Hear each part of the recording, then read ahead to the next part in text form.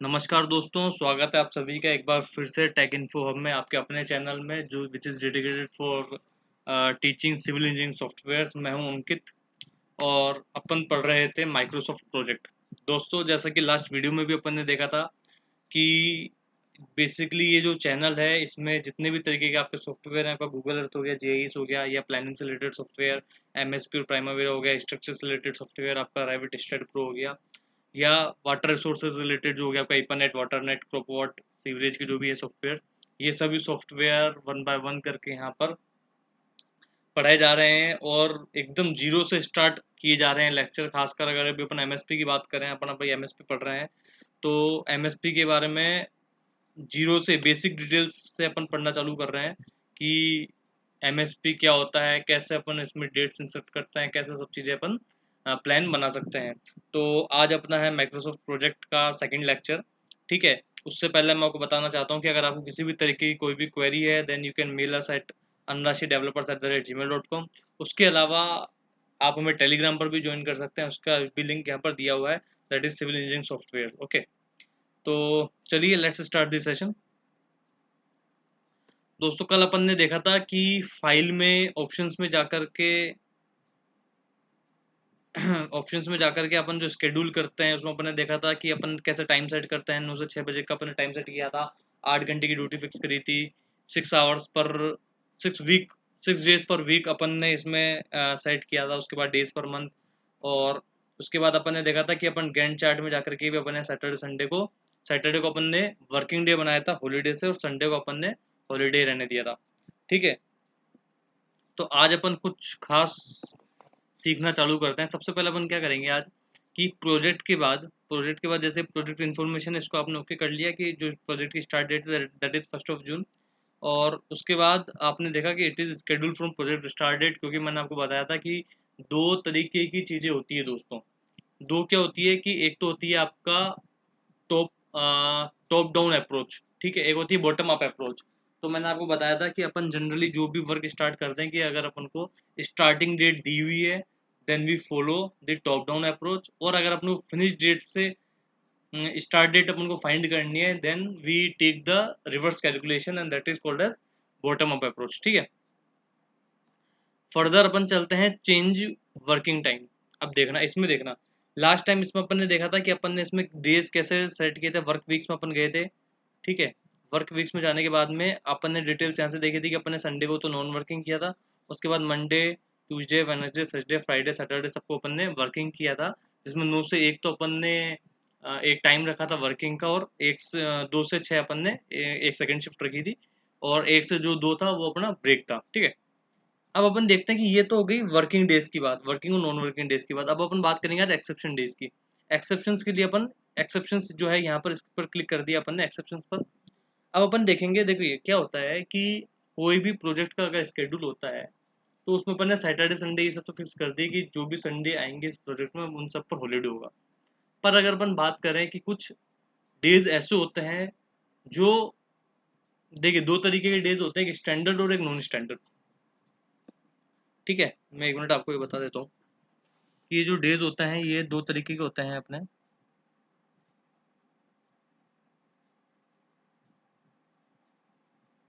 Standard और non standard. Standard वो होते हैं जिसमें आपके जो हॉलीडे होते हैं वो फिक्स्ड होते हैं।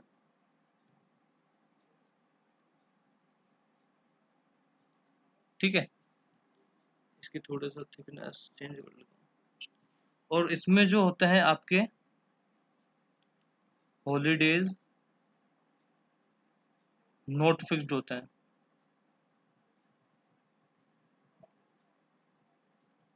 ठीक है, तो दो तरीके के डेज हुए अपने, स्टैंडर्ड हुए जिसमें आपने हॉलीडेज फिक्स होते हैं, और नॉन स्टैंडर्ड हुए जिसमें आपके हॉलीडेज के फिक्स नहीं होते हैं।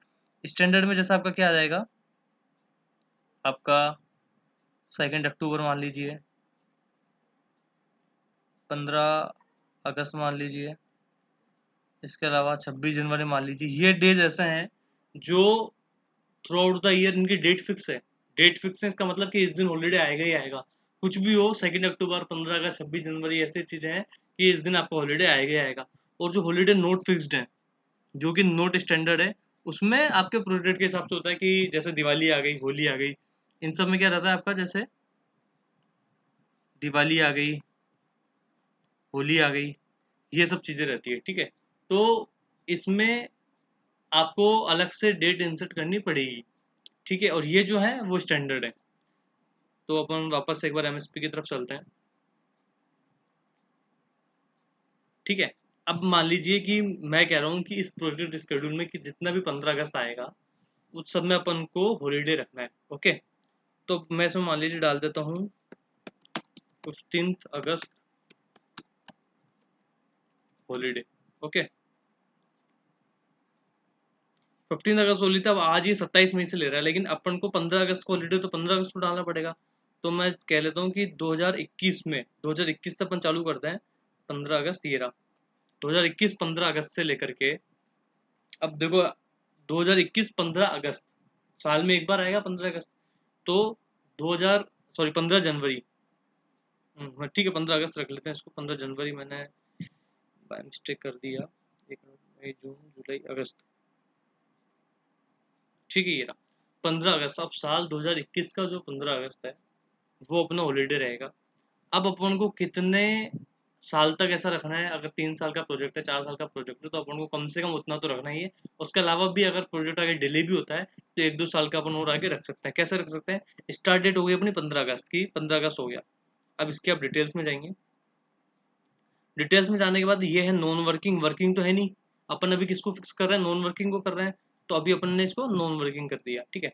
अब अपन को क्या चाहिए, 15 अगस्त ईयरली में, साल में एक बार आएगा, तो आप चल जाओ ईयरली वाले पर। ईयरली वाले में नॉन वर्किंग 15 अगस्त रहेगा, ठीक है। मतलब कब रहेगा, साल 2021 में जो 15 अगस्त आएगा वो आपका नॉन वर्किंग रहेगा। ऐसा कब तक चाहिए आपको, 2021 में चाहिए, फिर कब चाहिए दोबारा, एक रिकरेंस देखो उसमें आया है रेंज ऑफ रिकरेंस, कि कितनी बार रीअकर होना है इसको। तो 2 बार, 3 बार, 4 बार, 5 बार। तो अब जैसे ही मैंने किया 5 बार, तो आप ये देखोगे एंड बाय, या तो आप सीधा डेट डाल सकते हो एंड बाय करके, या आप एंड आफ्टर नंबर ऑफ कर सकते हो कि कितने नंबर वैसा रहेगा।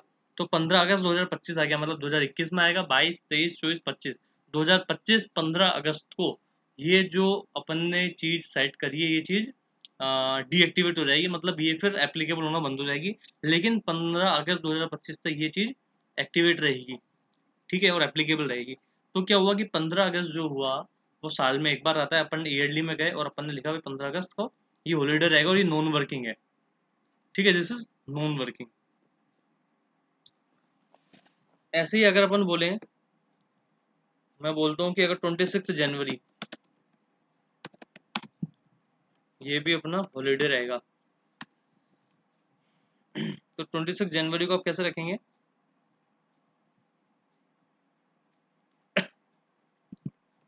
ठीक है। 26 जनवरी 2021 से मैं बोल रहा हूँ, भले ही अपना प्रोजेक्ट 1 जून से चालू हो रहा है, पर कोई बात नहीं, मैं बोल सकता हूँ कि 2021 का जो 26 जनवरी था वो अपन को हॉलीडे चाहिए था। प्लस अब आगे जब तक भी प्रोजेक्ट चलेगा, मैं कहता हूँ कि 2025 तक प्रोजेक्ट चलेगा, तो इसको अपन ने रेंज ऑफ रिकरेंस कर दिया और ईयरली कर दिया, इसमें 26 जनवरी आ गया, सिंपल है। तो इसका मतलब क्या हुआ कि साल में एक बार आ रहा है, इसलिए अपन ने ईयरली कर रहे हैं, यू गोट इट, ठीक है। इसके अलावा क्या आएगा कि एंड आफ्टर 5, मतलब 2025 जनवरी के बाद में, 26 जनवरी 2025 के बाद में ये जो अपन ने रूल लगाया है, it will not be applicable, okay. अपन चाहते हैं 5 की जगह 6 करना, तो अपन 6, 7, 8 कुछ भी कर सकते हैं। अभी मैं 5 कर रहा हूँ, आप अपने हिसाब से 2 भी कर सकते हैं, इसको 10 भी कर सकते हैं। और ये नॉन वर्किंग है, अभी अपन नॉन वर्किंग की बात कर रहे हैं, अपन एक्सेप्शंस में वर्किंग की बात भी करेंगे और नॉन वर्किंग की बात भी करेंगे, अपन दोनों ही बात करेंगे, ठीक है। अब मान लीजिए क्या होता है, कई, अब देखो, अब मैं क्या बताऊँ, जैसे 15 अगस्त है हॉलीडे, अब 15 अगस्त को हॉलीडे आ रहा है यहाँ पे, इधर की तरफ ये देखिए, ये 26 जनवरी को हॉलीडे आ रहा है, मतलब 26 जनवरी 2021 को ये अलग ही वो दिखा रहा है, अलग अलग कलर में दिखा रहा है ना, ये देखिए। अब मैं जब 2022 26 जनवरी में जाऊंगा तो वापस से ही हॉलीडे दिखा रहा है, ये देखिए, ठीक है। फिर जब मैं वापस से जाऊंगा तो देखिए 15 अगस्त ये सेम कलर का दिखा रहा है ना, ये अभी अपन ने सेलेक्ट किया वो 26 जनवरी, इसलिए वो 26 जनवरी रेड कलर का दिखा रहा है आपको, ये देखिए, 26 जनवरी आ गया। और जब अगर मैं 15 अगस्त की बात करता हूँ तो 15 अगस्त 2021 में हॉलीडे दिखा रहा है, एक्सेप्शन डे दिखा रहा है, अंडरलाइन किया हुआ अलग से। फिर अपन बात करेंगे, ये देखिए 26 जनवरी, ये भी अंडरलाइन किया हुआ दिखा रहा है, ये सब एक्सेप्शन डे का साइन है। फिर जब अपन 2022 में अगर 15 अगस्त की बात करते हैं तो वो भी अंडरलाइन किया हुआ दिखा रहा है। इसका मतलब ये सब हॉलीडे रिमार्क, अब आप जब 2025 तक देखोगे तो कंटिन्यू ऐसे ही रहेगा। जून जुलाई 15 अगस्त 2024 और 26 जनवरी 2025, ये देखिए। उसके बाद 15 अगस्त 2025। अब अगर अपन 2026 में जाएंगे 26 जनवरी, ये कुछ भी नहीं दिखाएगा, ये देखिए। तो क्योंकि अपन ने उसमें 5 बार का फिक्स किया हुआ है, ठीक है।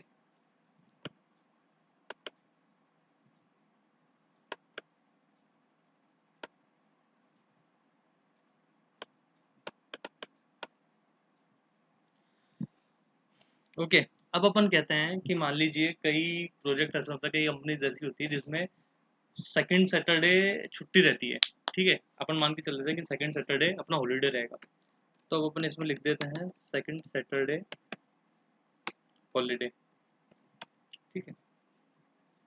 सेकंड सैटरडे जो हॉलीडे हॉलीडे है वो अपन मान लेते हैं 1 जनवरी से रहेगा, 1 जनवरी 2021 से रहेगा।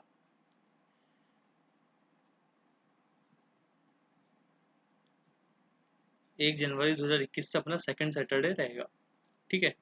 अब ये कब तक रहेगा, ये मतलब हर महीने का जो, अब देखिए हर मंथ का, अब आप या तो इसमें डेट फिक्स कर सकते हैं कि हर महीने की 14 तारीख, 15 तारीख, पर ये तो फिक्स है नहीं कि हर महीने की 14 या 15 तारीख को सेकंड सैटरडे आएगा, ये फिक्स नहीं है। पर हर महीने में सेकंड सैटरडे आएगा ये कंफर्म है। तो इसके लिए क्या करेंगे अपन, हर मंथ का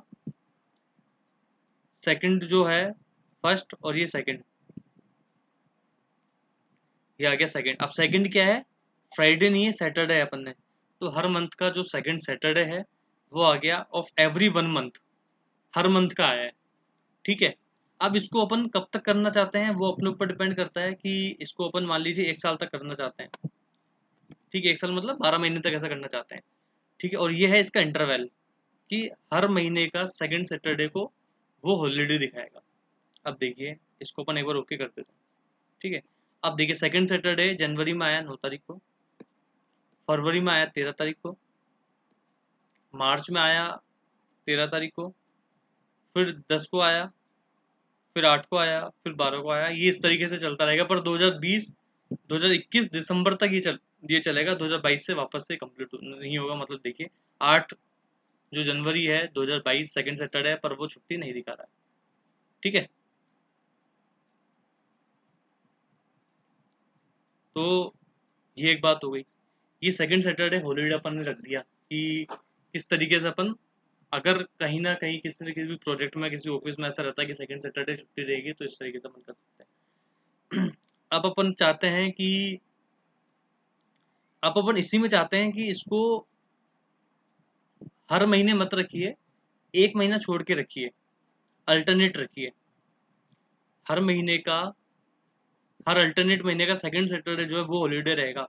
अगर ऐसे ही अपन बना देते हैं तो ये देखो ये 2022 तक चला जाएगा, क्योंकि जो गैप है देखिए ये 12 बार रिकरेंस होनी है इसकी। तो मतलब 12 दूनी 24 हो गया आपका, मतलब 24 मंथ तक ही चलेगा। हर सेकंड मंथ का जो सेकंड सैटरडे होगा वो आपकी छुट्टी रहेगी, ठीक है। जैसा अगर आपने जनवरी में किया तो फरवरी में नहीं आएगा आपके, फरवरी में नहीं आया सेकंड सैटरडे देखिए, लेकिन मार्च में आएगा, मार्च में रेड आ रहा है, ठीक है।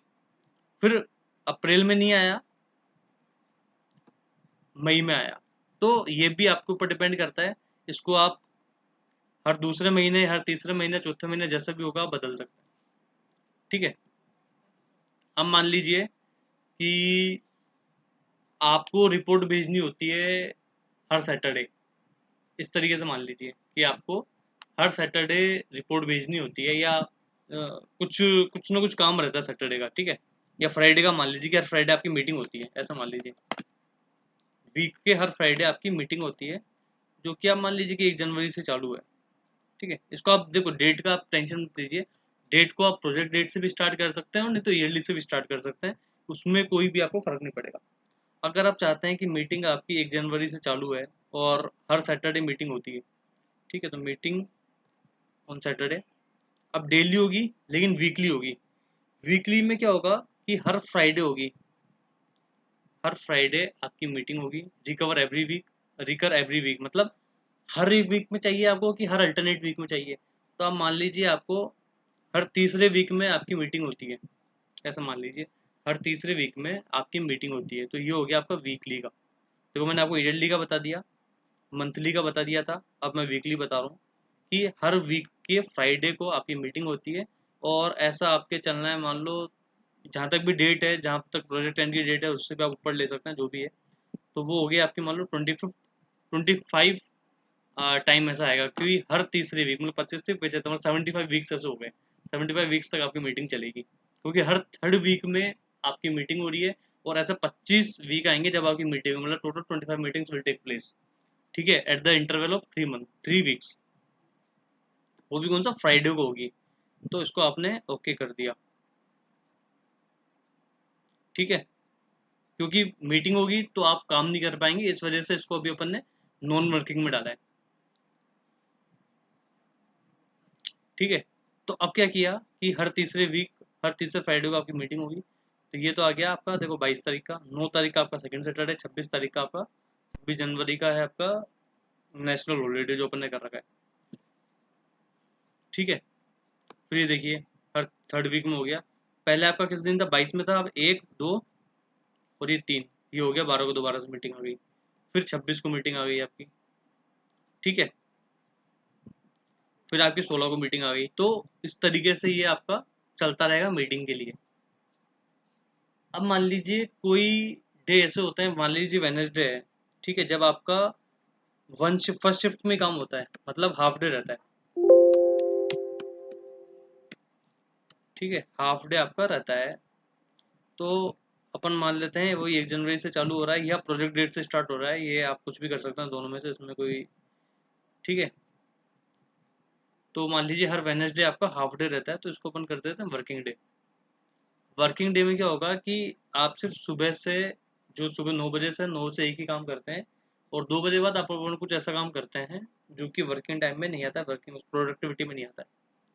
तो इसको भी आप वापस से वीकली में ही कर सकते हैं, जो कि हर वेडनेसडे है अगर आपका। और इसको आप मान लीजिए जब तक भी करना चाहें आप कर सकते हैं। मैं इसको हर दूसरे वीक पे लगा देता हूँ मैं, कि हर दूसरे वीक के जो वेडनेसडे होगा उसको अपन हाफ डे रखेंगे। ठीक है, वर्किंग टाइम मैंने इसका चेंज कर दिया। अब देखिए अब ये वर्किंग टाइम में आ रहा है। ठीक है, तो अब देखना आप, ये आ गया वर्किंग डे में एक्सेप्शंस में। तो हर वीक का ये देखिए, इसका भी कलर चेंज है, उसका कलर बिल्कुल चेंज है। तो जो नॉन वर्किंग डे रहेगा वो आपका रेड में रहेगा, और जो वर्किंग में रहेगा वो आपका ग्रीन में रहेगा, इस तरीके से। ठीक है, तो ये आपका हो गया 7 21, ये चल रहा है ना। ठीक है, अब आप देखेंगे मान लीजिए 26 जनवरी देखते हैं आप, तो 26 जनवरी रेड में आ रहा है, बाकी इसमें आ रहा है, क्योंकि अपन ने वर्किंग टाइम में चेंज किया है। तो हाफ डे क्या हुआ आपका वर्किंग टाइम वाला हो, बाकी ये सब जो थे अभी तक ये सब नॉन वर्किंग डे। तो इस तरीके से आप ये चीज़ देख सकते हैं। ठीक है, आपको अगर ईयरली सेट करना है तो आप ईयरली सेट कर सकते हैं, अगर आपको मंथली सेट करना है तो मंथली सेट कर सकते हैं, वीकली सेट करना है तो वीकली सेट करना है, तो अगर आपको डेली कुछ सेट करना है तो आप डेली भी सेट कर सकते हैं कि डेली आपको चाहिए। उसमें तो सिंपल है, आपको उसमें तो आपको कोई डे तो डालना नहीं, क्योंकि वो डेली होगा। डेली होगा तो आपको तो नॉन वर्किंग डालना है, वर्किंग डालना है। नॉन वर्किंग आप डेली कैसे डालेंगे, आप वर्किंग का ही डाल पाएंगे डेली में, नॉन वर्किंग डेली तो होगी नहीं ना। ठीक है, तो इसको आप एंड आफ्टर आप नंबर्स भी इसमें डाल सकते हैं कि कितनी ऐसी चीजें प्लेस लेगी। ठीक है, और ये जो है ये है उसका गैप, ये जो शो कर रहा है recurrence pattern, it is showing the gap, whereas this recurrence pattern is showing कि बाय दिस टाइम और इतनी मीटिंग्स, इतने ये सैटरडे इतने संडे आएंगे। ठीक है, और ये एंड बाय, अगर आप सीधा एंड बाय पर भी क्लिक करते हैं और आप सीधा डेट डालते हैं तो फिर आपका ये चेंज हो जाएगा। तो मान लीजिए अभी यहाँ पर 5 आ रखा है, तो अगर आप कुछ भी डेट इसमें डाल देते हैं तो 187 आ जाएगा ऑटोमेटिकली, मतलब ये चेंज हो जाता है। ठीक है, तो अभी के लिए अपन इसको इन सबको तो हटा देते हैं, इसको सबको डिलीट कर देते हैं, ये सब हटा देते हैं। अभी अपन थोड़ी सी कन्वीनियंस के लिए ये 3 रखते हैं कि आपका 15 अगस्त हॉलीडे रहेगा, 26 जनवरी आपका हॉलीडे रहेगा, और सेकंड सैटरडे आपका हॉलीडे रहेगा। ठीक है, उसके बाद उसमें कुछ भी नहीं करना अपने को। उसके बाद अपन इसको, हाँ एक चीज और, अपन जो फाइल में जाकर के ऑप्शंस में जा रहे थे, वो यहाँ से भी अपन सीधा ऑप्शंस में जा सकते हैं। जैसे स्केड्यूलिंग और डिस्प्ले जनरल, ये सब अपन जो कर रहे थे वहां जाकर के, ये अपन सीधा यहाँ से भी जा सकते हैं। ठीक है, ये वाला ऑप्शन पर आप जैसे क्लिक करेंगे तो you can directly reach there. Okay, उसके बाद अब अपन देखते हैं कि अपन इसमें टास्क कैसे इंसर्ट करते हैं। ठीक है, टास्क इंसर्ट करने के लिए सिंपल है, आप टास्क का ये वाला, ये जो मेन्यू दिख रहा है, टास्क पर क्लिक करिए।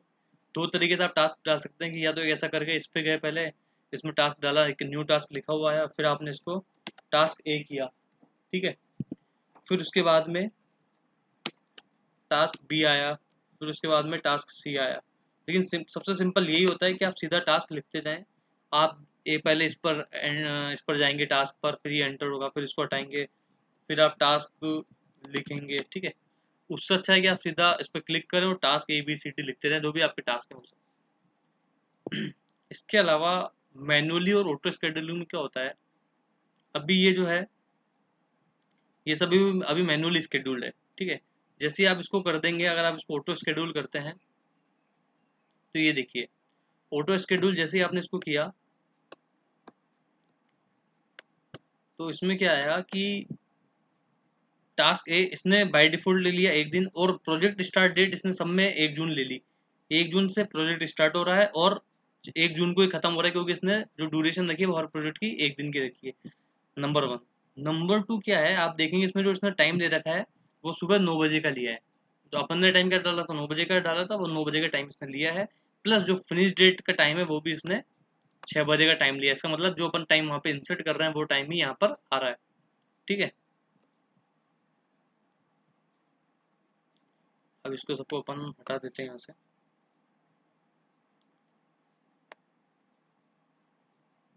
ठीक है, अब एक चीज समझने वाली बात है कि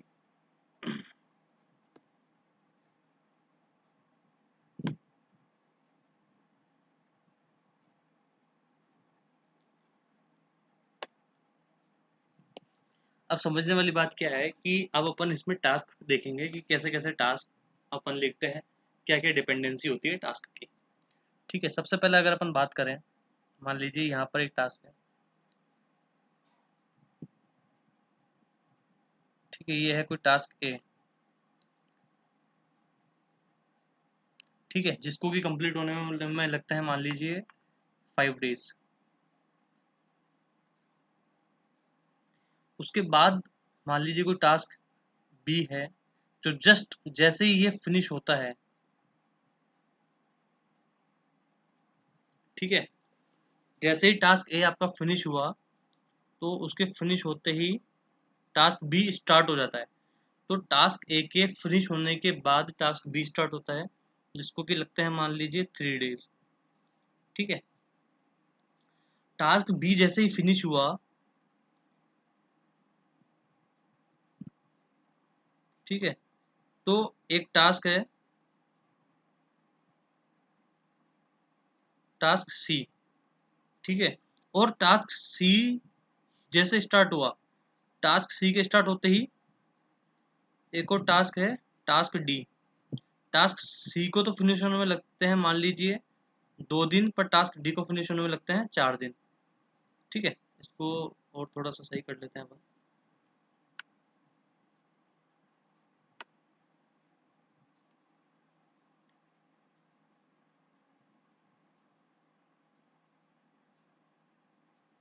ठीक है, ये टास्क डी को फिनिश होने में लगता है 4 दिन और इसको लगता है 2 दिन।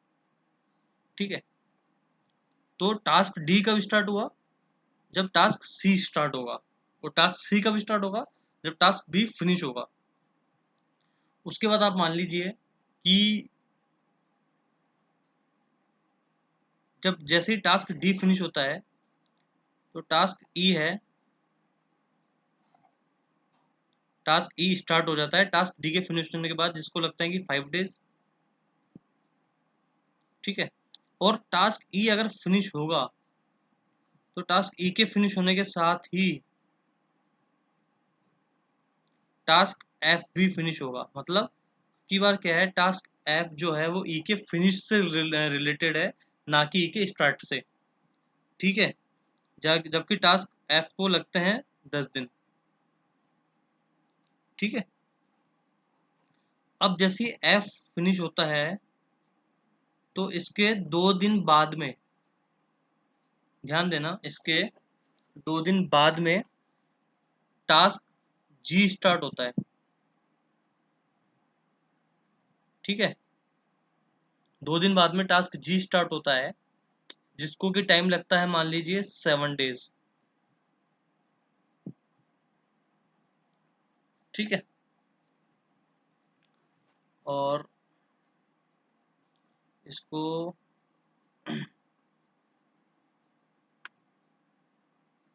10 दिन की बजाय इसको अपन रख लेते हैं, जैसे ये 5 डेज है अगर, तो इसको रख लेते हैं 7 डेज। ठीक है, समझ आ गया आपको क्या बताया मैंने आपको कि टास्क टास्क ए टास्क ए आपका स्टार्ट हुआ, फिनिश हुआ, 5 दिन लगे। टास्क ए के फिनिश होने के बाद में बी में फिर 3 दिन लगे। बी के फिनिश होने के बाद में टास्क सी में फिनिश स्टार्ट हुआ और 2 दिन लगे फिनिश होने में। पर जैसे ही सी स्टार्ट हुआ तो आपका टास्क डी भी स्टार्ट हुआ। अब इसमें ध्यान रखना, टास्क ई जो है, टास्क टास्क ई जो है आपका, वो टास्क डी से भी रिलेटेड है और आपका टास्क सी से भी। ठीक है,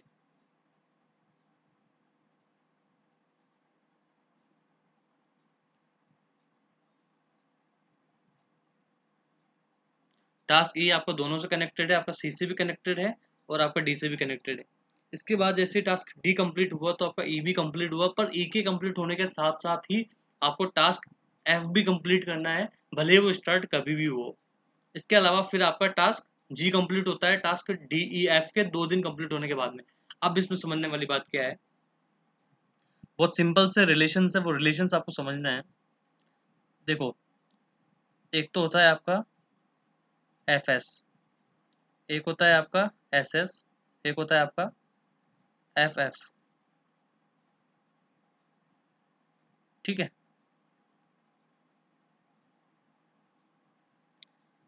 पहला जो है एफ एस क्या है आपका,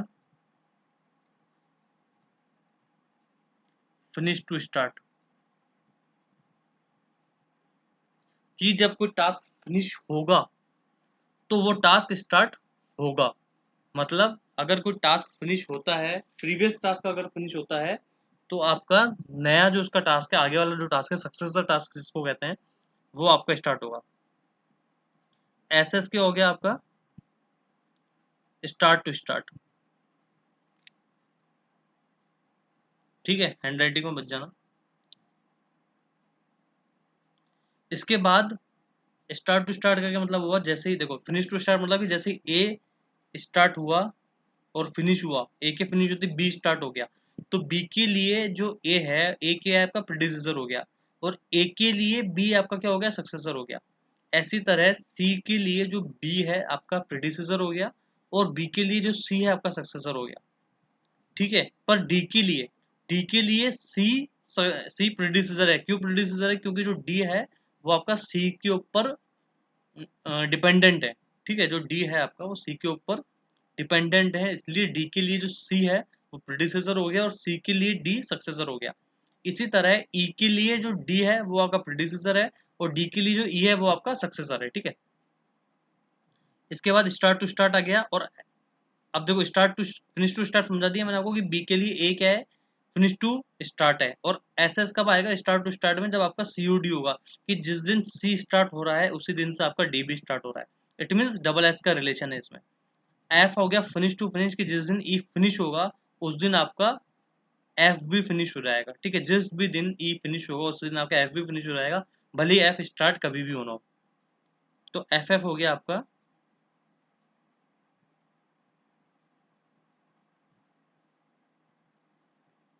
फिनिश टू फिनिश। ठीक है, तो एफ हो गया आपका फिनिश टू फिनिश।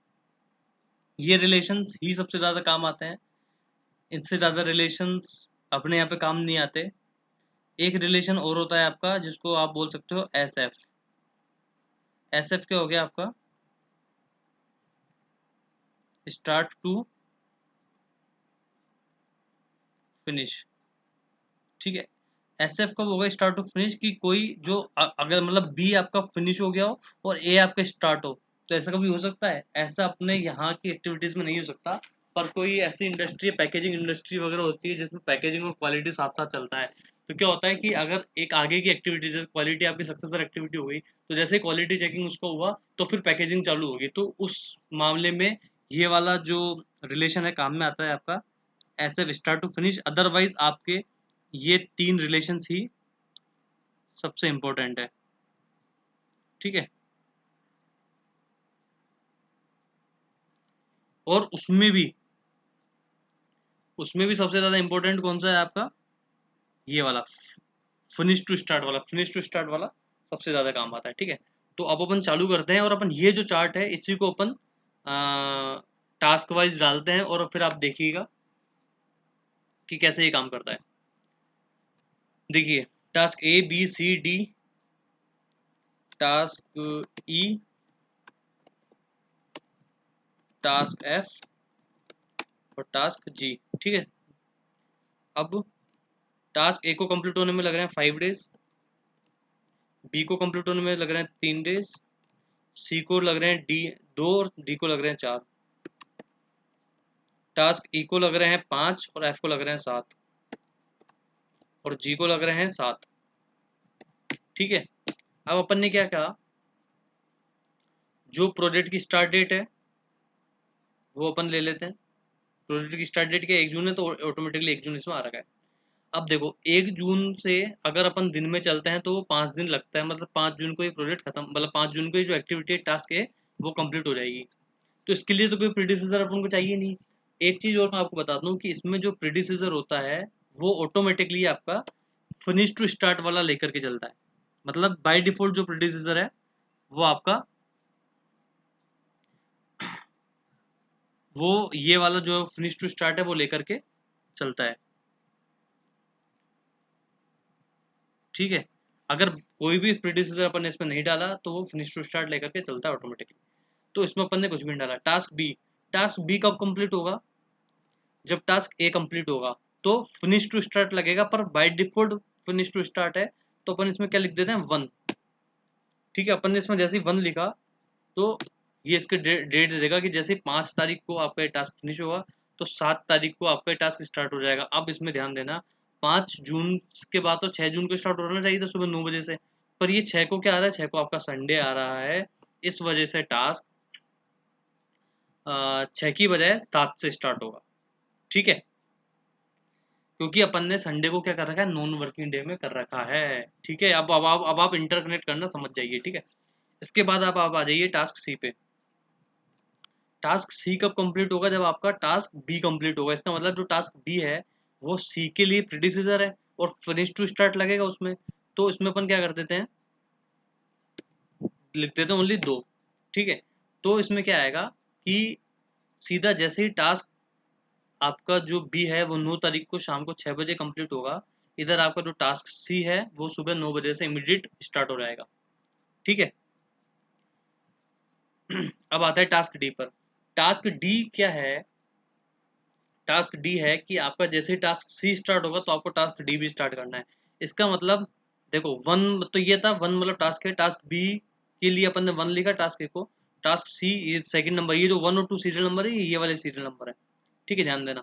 अब टास्क 4, अब जैसे थर्ड नंबर का जो सीरियल नंबर है वो जैसे स्टार्ट होगा तो आपका ये भी स्टार्ट हो जाएगा। तो इसके लिए अपन क्या करेंगे, 3 स्टार्ट टू स्टार्ट है, एस एस अपन ने कर दिया, ये स्टार्ट हो गया। इसका मतलब जैसे ही 10 तारीख को ये जब स्टार्ट हुआ आपका टास्क सी, तो 10 तारीख को ही ये भी स्टार्ट हो गया। अब अपन कहीं भी स्टार्ट फिनिश चेंज नहीं कर रहे हैं, अपन सिर्फ ड्यूरेशन चेंज कर रहे हैं। समझ आ गया आपको? अपन ने स्टार्ट टू स्टार्ट लगा दिया। अब टास्क ई में आ जाइए आप। टास्क ई जो है टी के या सी के फिनिश होते ही स्टार्ट हो जाएगा।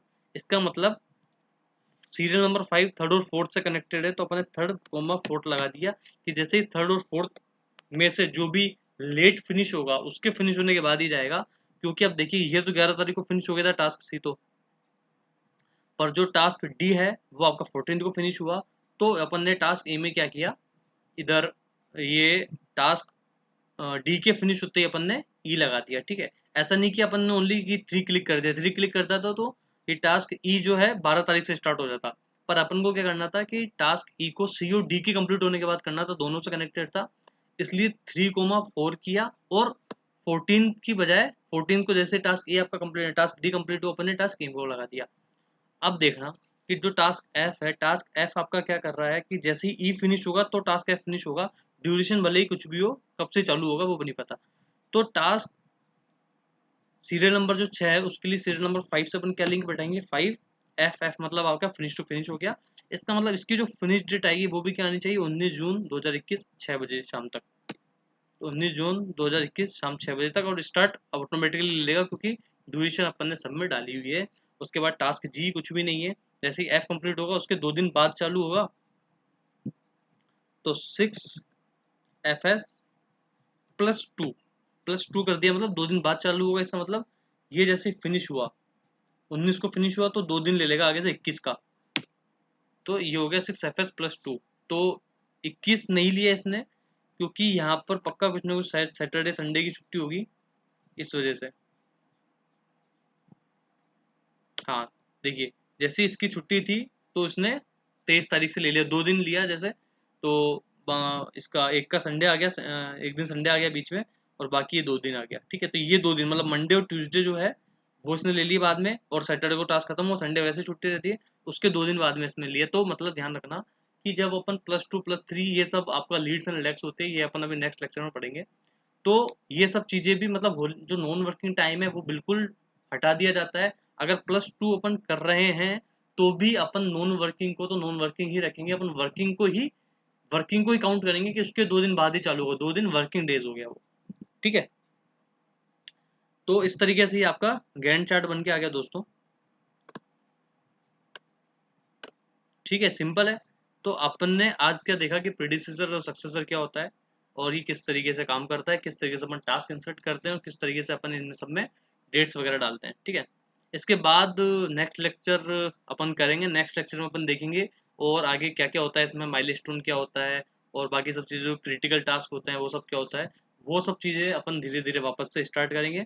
मैं उम्मीद करता हूँ आप सबको वीडियो बहुत पसंद आया होगा। अगर वीडियो पसंद आया तो आप चैनल को सब्सक्राइब करें, वीडियो को लाइक करें, और वीडियो को शेयर जरूर करें। और अगर आपको किसी भी तरीके से कोई भी क्वेरी है तो आप प्लीज़ अपना जो मेल है वो इधर anrashidevelopers@gmail.com पर डाल सकते हैं। इसके अलावा आप हमारे को टेलीग्राम पर भी ज्वाइन कर सकते हैं। So thank you very much.